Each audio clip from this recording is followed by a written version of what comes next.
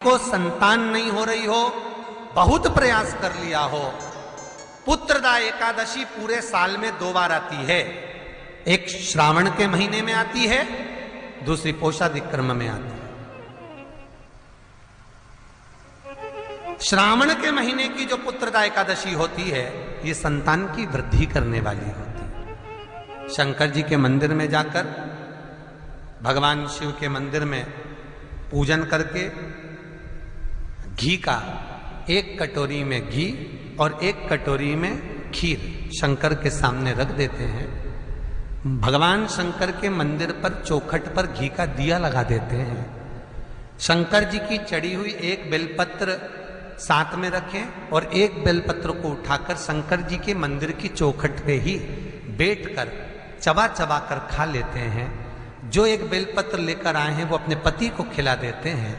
कहते हैं पुत्रदा एकादशी के दिन ये कर लेने पर संतान की प्राप्ति हो जाती है। पुत्र में पूजन करके घी का 1 कटोरी में घी और 1 कटोरी में खीर शंकर के सामने रख देते हैं। भगवान शंकर के मंदिर पर चौखट पर घी का दिया लगा देते हैं। शंकर जी की चढ़ी हुई 1 बेलपत्र साथ में रखें और 1 बेलपत्र को उठाकर शंकर जी के मंदिर की चौखट पे ही बैठकर चबा चबा कर खा लेते हैं। जो 1 बेलपत्र लेकर आए हैं वो अपने पति को खिला देते हैं। कहते हैं पुत्रदा एकादशी के दिन ये कर लेने पर संतान की प्राप्ति हो जाती है, पुत्र की प्राप्ति हो जाती है। ये वो एकादशी है। में बच्चा है, नारी के गर्भ में संतान है, नारी के गर्भ में संतान। और एक बात और स्मरण रहे, नारी अगर गर्भस्थ बच्चा और नारी को ऐसा लग रहा है कि ये जरूर कुछ परेशानी, कुछ कष्ट जीवन में आने वाला है, हो सकता है मेरे बच्चे को शंका जो होती है, उस समय पर भी स्वधा का स्मरण मूल हो जाता है। स्वधा का किस लिए बोलते?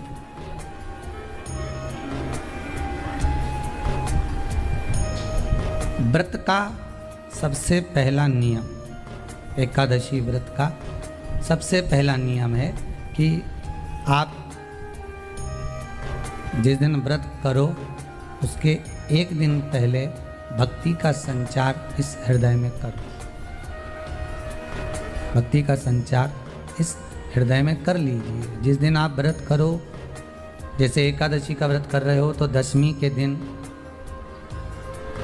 शाम का समय जब आवे, रात्रि जब होने लगे, शाम का समय आवे और रात्रि का आप जब भोजन ग्रहण करो तो उस भोजन में कोई ऐसा पदार्थ ग्रहण मत करिए जिस पदार्थ के कारण आपकी एकादशी बिगड़ जाए।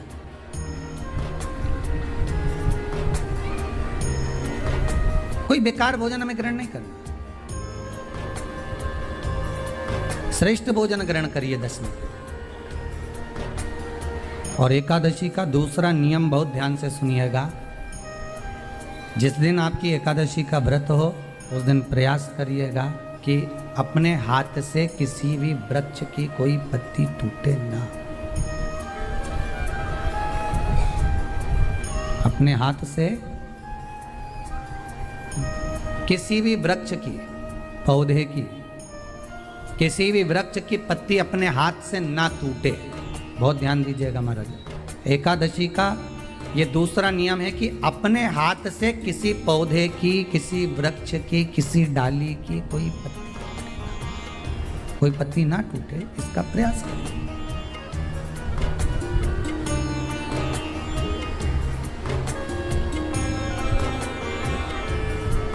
कितना सुंदर व्याख्यान कहा है, कितना सुंदर वर्णन है महाराज कि मात्र एकादशी का व्रत कर लेने पर, मात्र एकादशी का व्रत कर लेने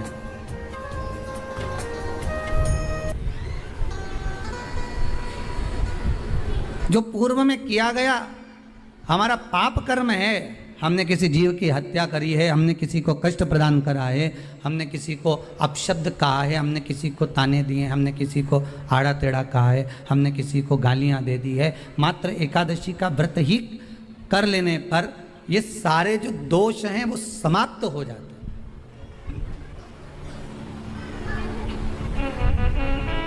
सारे दोष हमारे समाप्ति पर आ जाते हैं।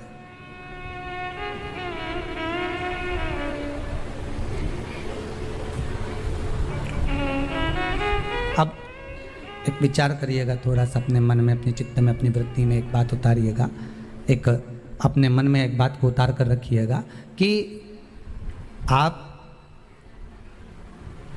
अपने पाप को, अपने पाप कर्म को जिस दिन छिन्न करने वाले हो, समाप्त करने वाले हो, अपने पाप को आप जिस दिन समाप्ति पर लेकर जा रहे हो, तो उसके एक दिन पहले आपको प्रसन्नता होना चाहिए कि नहीं होना चाहिए कि कल मेरा पाप कटने वाला है, कल मेरा पाप समाप्त होने वाला है। जो मैंने पाप कर्म करा है वो समाप्त होगा, जो मैंने पाप कर्म करा है वो कल समाप्त हो जाएगा। तो एक दिन पहले आपके चेहरे पर प्रसन्नता हो कि ना हो?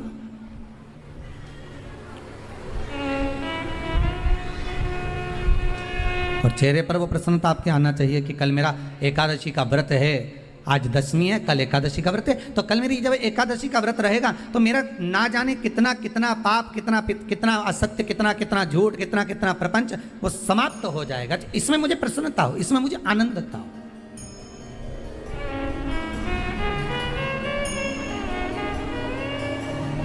तो क्या कहा गया कि प्रयास करिएगा कि एकादशी के दिन कोई वृक्ष की, कोई डाली की, कोई कोपल की कोई पत्ती ना तोड़ी जाए। क्यों? तो कहा अगर उस पत्ती को हम तोड़ देते हैं, वृक्ष की पत्ती को या क्यारे में लगी हुई कोई डाली की पत्ती को हम तोड़ देते हैं तो एकादशी का पुण्य फल प्राप्त नहीं होता, एकादशी का कोई फल हमारे खाते में नहीं जाता, पुण्य फल प्राप्त। अब फिर भले चाहे तुमने मोरदन खाया हो, चाहे तुमने फिर चिप्स खाई हो, चाहे तुमने फिर व्रत का कितना ही सामान खा गए हो और तुमने सोचा कि आज मेरी एकादशी है, तो फिर उसका कोई फल प्राप्त नहीं है, उसका कोई सुख प्राप्त नहीं है आपको, फिर उसका कोई आनंद प्राप्त नहीं है आपको, फिर उसमें कोई आनंद की अनुभूति आपको नहीं मिल रही।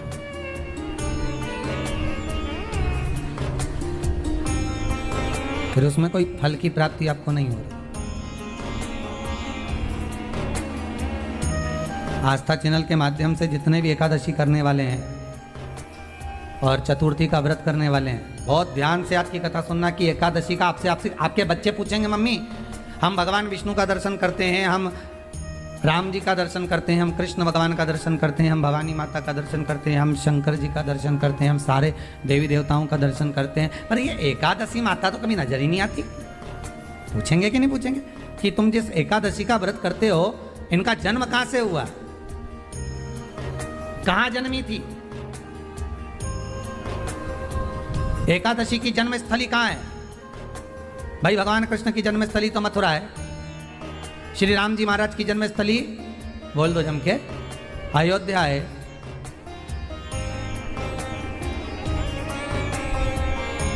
कोई आपसे पूछ ले कि एकादशी की जन्म स्थली कहाँ है तो आधे लोग तो बाल खुजाने में लग जाएंगे कि एकादशी आखिर पैदा कहाँ हुई थी, जन्म कहाँ लिया था, इसका जन्म हुआ कहाँ था, कहाँ जन्मी थी?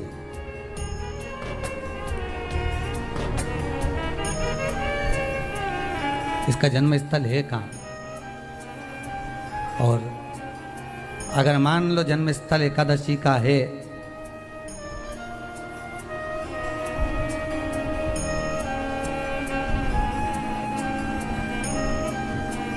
और एकादशी अगर जन्मी है, उसका जन्म हुआ है और दुनिया के लोग इतना व्रत करते हैं, उपवास करते हैं,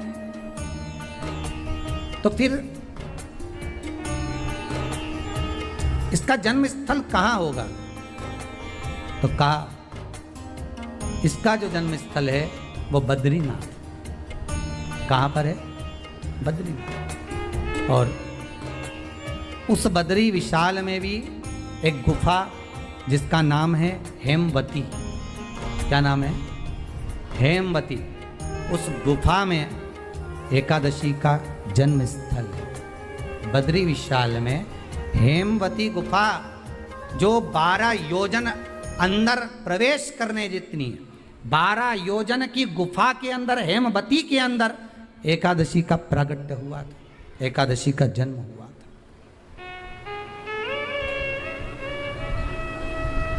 अब तो बता सकते हो ना कि कोई पूछे कि राम जी का जन्म अयोध्या में हुआ, भगवान कृष्ण का जन्म मथुरा में हुआ, और कोई पूछ ले आपका जन्म कहाँ हुआ था, अपन कह सकते ना सीहोर में हुआ हमारा। और आपसे कोई पूछे कहाँ हुए तो कहीं इंदौर में हुए, कि देवास में हुए, कि भोपाल में हुए, कि मुंबई में हुए, कि पूना में हुए, आपका तो बता दोगे। पर बच्चे आपसे पूछ ले मम्मी तू इतनी एकादशी का व्रत करती है, एकादशी का तू व्रत करती है, और सबको करा देती है कि वल्लभ कुल की एकादशी करो, भले बकरी जैसे चरो पर एकादशी करो, और सबको एकादशी कराया। तो कोई पूछ ले कि एकादशी का जन्म कहाँ हुआ था, तो आप कह सकते हो कि बद्री विशाल में, हेमावती में, बद्री विशाल के हेमवती गुफा के अंदर जो 12 योजन की गुफा है, उस गुफा में एकादशी का जन्म हुआ है। कब हुआ?